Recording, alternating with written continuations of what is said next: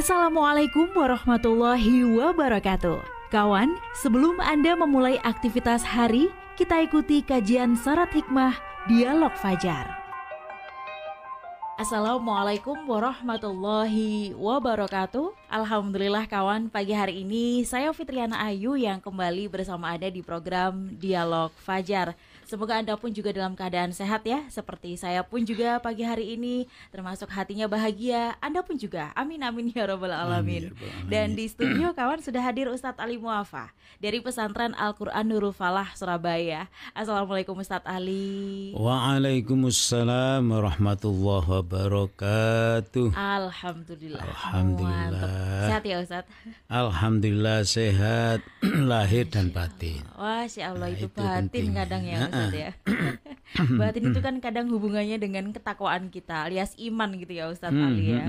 Nah kadang gitu Ustadz, iman itu kalau lagi tekun-tekunnya Masya Allah on time sholatnya Ustadz. Tapi kalau lagi repot-repotnya ada saja yang gandoli buat ke musola, ke masjid untuk contohnya untuk melakukan ibadah sholat lebih awal.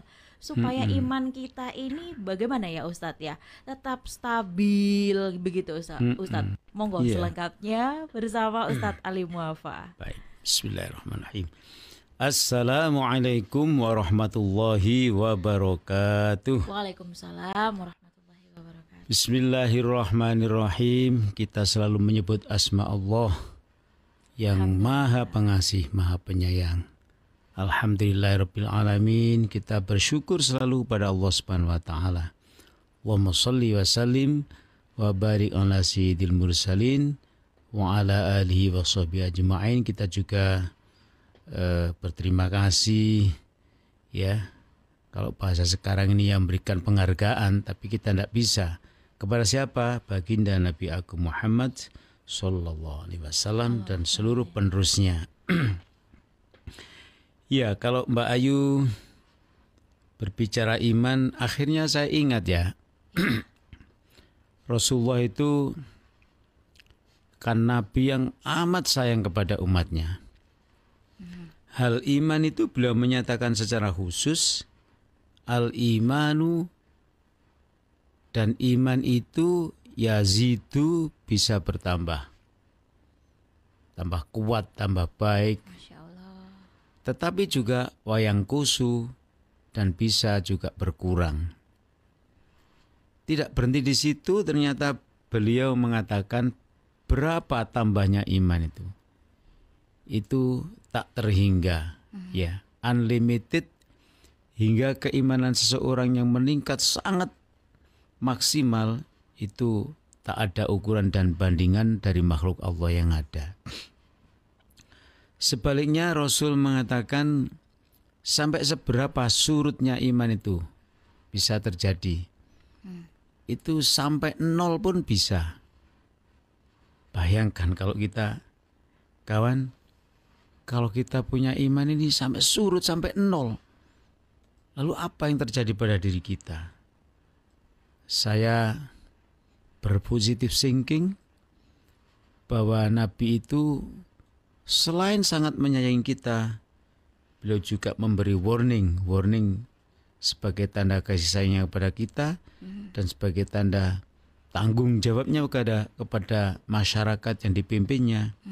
Beliau sampai menjelaskan seperti itu, iman kalau sudah turun sampai tidak ada iman sama sekali, sehingga digambarkan oleh Rasul, orang yang imannya habis itu bisa berbuat tidak masuk akal. Bisa berbuat sudahlah.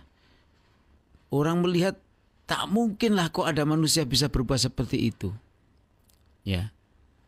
Tidak saya jelaskan kayak apa perbuatan jeleknya itu.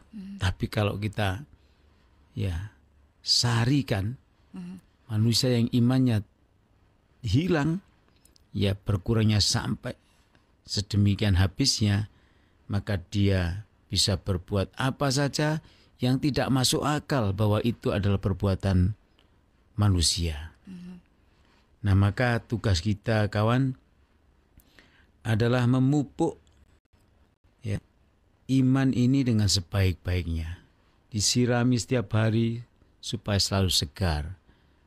Tak kenal waktu menyiramnya, karena bisa 1 jam disiram, kemudian kering lagi, disiram lagi. Dialog fajar ini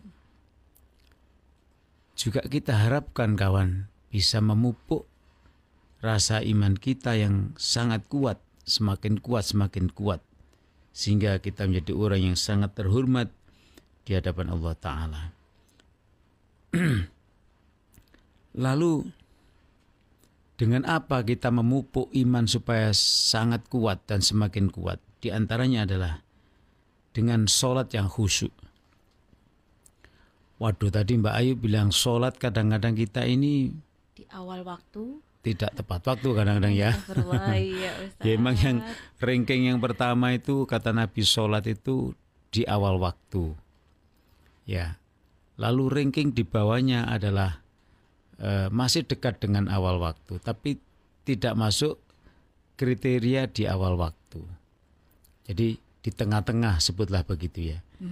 Dan yang ketiga itu adalah sholat yang pokoknya seon waktu nih.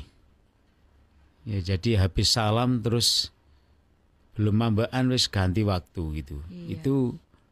Itu pokoknya sholat waktunya itu. Nah ini tidak tahu ranking berapa ini namanya ya. Dan jangan sholat di luar waktu yang ketiga ini. Itu sudah tahrim, masuk dalam waktu yang sudah tidak ada waktunya lagi ya. Tahrim itu dilarang gitu ya. Nah kawan, sholat ini adalah sholat yang khusyuk. Bagaimana kita bisa sholat dengan khusyuk?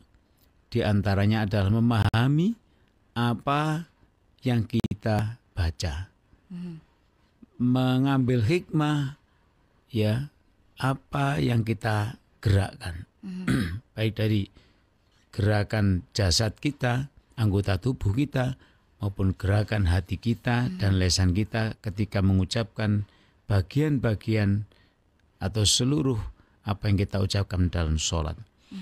Kawan, kita masih ingat ketika kita mengatakan saya berniat sholat subuh umpamanya. Itu pasti ada kata-kata lillahi ta'ala. Ya. Jadi niat sholat apapun dan berapapun rokaatnya dan dalam kondisi apapun, jam berapapun, kita pasti mengatakan sholat ini aku persembahkan, aku lakukan untuk mengabdi kepada Allah Subhanahu wa Ta'ala. Dalam bahasa Arabnya itu untuk berta'abbud, membuktikan bahwa aku ini adalah orang atau hambanya Allah yang semuanya bergantung pada Allah Subhanahu wa Ta'ala. Maka kita mengatakan kawan, dalam sholat itu kita selalu mengatakan sholat ini aku lakukan lillahi ta'ala, ya, semata untuk Allah Subhanahu wa Ta'ala. Kemudian kita mengatakan Allahu Akbar dalam takbiratul ihram itu. Ini jelas bahwa perbuatan sholat itu adalah hanya kita lakukan untuk Allah Subhanahu wa Ta'ala.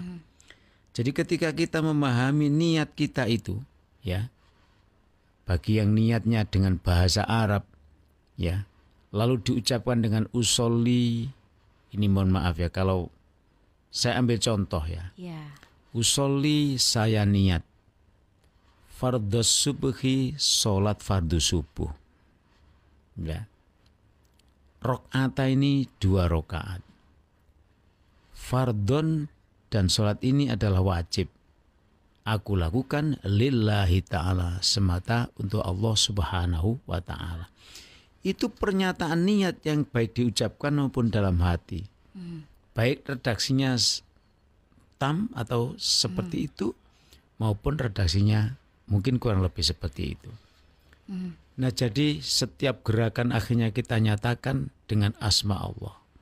Kita ruku menyebut asmanya. Kita bangun dari ruku menyebut asmanya. Ya, kita sujud menyebut asmanya. Itu melatih kita agar kita dekat dengan Allah itu tidak hanya ketika kita sholat, tapi kita dekat dengan Allah selalu menyebut asmanya itu adalah dituntun oleh sholat, bahwa setiap saat kita mesti menyebut asmanya. Setiap apa yang kita kerjakan adalah dalam rangka ibadah pada Allah Ta'ala. Jadi kawan, jangan berkecil hati ya. Kita menghabiskan waktu kita sampai kita capek bekerja, cari uang dan lain-lain. Jangan pernah lupa menyebut asma Allah. Ya Allah, saya menanggung keluarga saya, bisa menyekolahkan anak saya bekerja cari uang lillahi ta'ala. Itu berarti sholat atau nilai kekhusyuan sholat sudah ada pada setiap detik kehidupan kita. Kawan, semoga ya, ini masih pendahuluan ya, mudah-mudahan nanti di sesi berikutnya kita akan tambah lagi bagaimana memupuk iman yang kuat dengan sholat. Semoga Allah merahmati kita semuanya. Amin, ya rabbal alamin. Terima kasih Ustadz Ali. Semoga apa yang disampaikan juga semakin menguatkan iman kita pada pagi hari ini dan seterusnya insya Allah. Saya Fitriana Ayu dan juga Ustadz Ali Muafa pamit kawan. Wassalamualaikum warahmatullahi wabarakatuh. Waalaikumsalam warahmatullahi wabarakatuh.